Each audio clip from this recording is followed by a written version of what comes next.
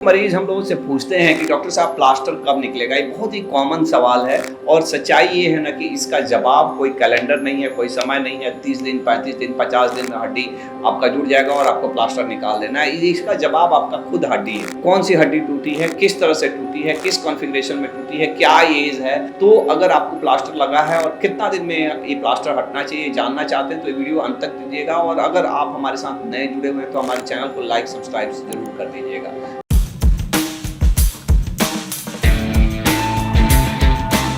मैं doctor Rameshwar, orthopaedics and joint replacement surgeon. मैं पिछले 20 साल से एज ए ऑर्थोपेडिक सर्जन काम कर रहा हूँ। 25,000 से ज़्यादा लोगों के हड्डी के ऑपरेशन किए हैं। 4-5 हज़ार तो मैंने केवल जॉइंट रिप्लेसमेंट किया है। मैंने फाउंडर हूँ सेव द नी मिशंस का। और ऑनलाइन मुझे लगता है कि सोशल मीडिया पे मेरे 1 मिलियन से ज़्यादा यानी 10 लाख से ज़्यादा फॉलोअर हैं। यूट्यूब, फेसबुक, इंस्टाग्राम सब मिला के अगर देखा जाए। और ये बहुत ही कॉमन सवाल है जो फेसबुक पे भी, इंस्टाग्राम पे भी, यूट्यूब पे भी, या मरीज भी आके कि सर कब प्लास्टर निकलेगा।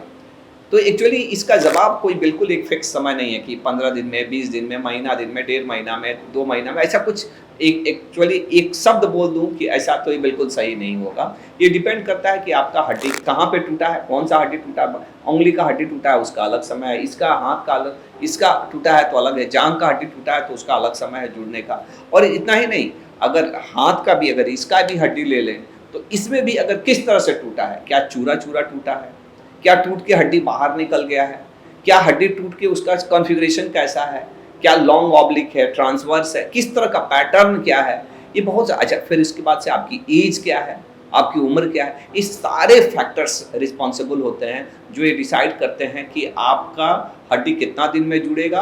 और इनफैक्ट प्लास्टर तो हम ऐसा टाइम से नहीं निकाल देते हैं कि आपका ये उम्र है, इस तरह से टूटा है, इतना एज है। मोटा मोटी हम बता सकते हैं कि कितना समय लगता है जो एक साइंस के आधार पे, लेकिन एग्जैक्ट चीज़ें तो हम लोग एक्सरे ही देख के बताते हैं। आपका एक्सरे करेंगे और एक्सरे में अगर आपका हड्डी जुड़ रहा है, हड्डी जुड़ता हुआ कैसे दिखता है, हड्डी जुड़ता हुआ ब्रिजिंग कैलस दिखता है, ऊपर का हड्डी और नीचे का हड्डी में जुड़ता हुआ। शुरू में हो सकता है कि वो आम आदमी को वो ब्रिजिंग कैलस नहीं समझ में आता, सॉफ्ट कैलस रहता है, चाहे कितना बार बहुत ही फाइन कैलस रहता है जो आम आदमी को ना समझ में आए। लेकिन बीइंग ए डॉक्टर मुझे समझ में आता है जब वो ब्रिजिंग कैलस है तो इसका मतलब हड्डी जुड़ा, यही एक कन्फर्मेटरी साइन है। अदरवाइज हो सकता है कि कितना बार मरीज जिसे हम लोग को बोलता है कि सर अब तो दर्द नहीं हो रहा है, तो दर्द कितना बार आपका हड्डी नहीं भी जुड़ा है, एक जगह पे है, हिल डुल नहीं रहा है, तो आपको दर्द नहीं होगा। कितना बार बोलता है कि सर सूजन कम हो गया है, तो इसका मतलब ये पक्का साइन नहीं, पक्का साइन जुड़ने का वो ब्रिजिंग कैलस है। और एक्चुअली ये डिपेंड करता है कि कितना समय लगेगा, ये आपके ये कौन सी हड्डी है इसके ऊपर भी, क्या एज है उसके ऊपर भी, किस तरह से हड्डी टूटा है इसके ऊपर भी। अगर मैं मोटा मोटी बताऊं तो मिनिमम कम से कम 3 हफ्ते लगते हैं हड्डी जोड़ने में। और 3 हफ्ते किसको लगते हैं, ये बच्चों को लगते हैं, मिनिमम माने बच्चों को।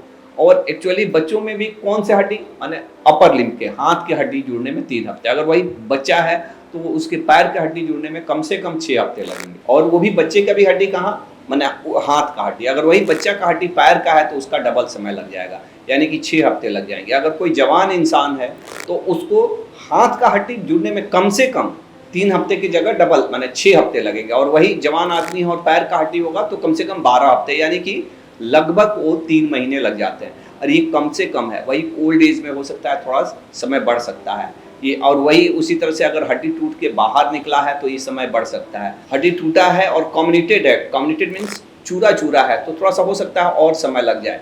अगर अच्छा ये भी एक चीज़ है कि ऑपरेशन हुआ है क्या, ऑपरेशन होने से हड्डी स्टेबल हो जाता है, लेकिन जुड़ने में ऐसा नहीं है कि जल्दी जुड़ेगा। तो एक ऑपरेशन भी उसमें एक कारण रहता है। अगर वही ओल्ड एज आदमी है, इम्यूनो कॉम्प्रोमाइज्ड है, तो ये समय और भी ज़्यादा लग सकता है। तो ये डिपेंड करता है बहुत सारी चीज़ों में। और ऐसे में ना एग्जैक्ट कितने दिन प्लास्टर रखना चाहिए, इसमें एक्सरे का बहुत इंपॉर्टेंस है। एक्चुअली हम लोग तो जब भी हड्डी टूटता है ना तो उसमें हम लोग राय देते हैं, अगर प्लास्टर कराए हैं, अगर ऑपरेशन किए हैं, नट बोल्ट से फिक्स किए हैं, तो हमको मालूम है कि कितना स्टेबल फिक्सेशन है, तो हम तो 1.5 महीना 2 महीना के बाद ही एक्सरे कराते हैं। लेकिन एक जस्ट मैंने अगर ऑपरेशन भी हुआ है तो एक तो इमीडिएट कराते हैं ऑपरेशन के बाद से कि सब कुछ अच्छा है कि नहीं, और उसके बाद से जब हम एक्सपेक्ट कर रहे हैं कितना दिन में अब चलना फिरना करना है तो उस वक्त कराते हैं। लेकिन अगर प्लास्टर लगा है ना तो हम लोग राय देते हैं कि अगर प्लास्टर लगा तो प्लास्टर के बाद एक एक्सरे होना चाहिए, उसके 2 हफ्ते बाद फिर से रिपीट होना चाहिए, और फिर उसके 2 हफ्ते बाद, क्योंकि कितना बार होता है कि प्लास्टर में एक्सरे करने का उद्देश्य क्या रहता है, नहीं बार बार कि जगह पे है कि नहीं। कितना बार प्लास्टर में भी हड्डी थोड़ा सा आगे पीछे हिलता है, आगे पीछे हो सकता है। दूसरा चीज़ की जुड़ रहा है कि नहीं, क्या ब्रिजिंग कैलस है कि नहीं, यूनियन सही है कि नहीं, और एग्जैक्ट कि हड्डी जुड़ा है कि नहीं वो एक्सरे से ही पता चलता है। इस तरह से कोई एक्सपेक्ट कर सकता है, कोई अनुमान लगा सकता है, लेकिन पक्का नहीं बोल सकता। पक्का के लिए तो एक्सरे ही करना पड़ता है, और एक्सरे देख के ही जब हमको लगता है, कितना बार हम लोग प्लास्टर खोल के एक्सरे कराते हैं, क्योंकि नॉर्मली पीओपी वाला जो प्लास्टर करते हैं जो सफ़ेद वाला रहता है, तो वो एक्सरे में आता है, तो इसलिए बहुत अच्छा नहीं दिखता है, तो हम लोग खोल के करते हैं। अगर खोल के लगता है कि नहीं यूनियन में हमको डाउट लग रहा है, हमको थोड़ा सस्पिशन है, तो हम लोग फिर से भी प्लास्टर लगा देते हैं, लेकिन एग्जैक्ट एक्सरे से ही समझ में आएगा। और ऐसा नहीं है कि आपका हड्डी जुड़ गया, प्लास्टर निकल गया तो आप बिल्कुल अच्छे हो गए। उसके बाद से भी एक दौर होता है रिहैबिलिटेशन मीन्स आप अपने रूटीन में फिर से आना, उसमें भी कुछ समय लगता है। जिसे नॉर्मली मैं हमेशा बताता हूँ कि अगर मैंने 1.5 मंथ्स यानी 45 डेज अगर आपको प्लास्टर रखा है, तो लगभग 45 डेज रिहैबिलिटेट होने में भी लगता है। रिहैबिलिटेट मीन्स भले ही आपका प्लास्टर निकल गया है, लेकिन आपको पूरा नॉर्मल चलने में और 45 दिन लग जाते हैं, क्योंकि आप निकालते ही नहीं तो चलने लगेंगे।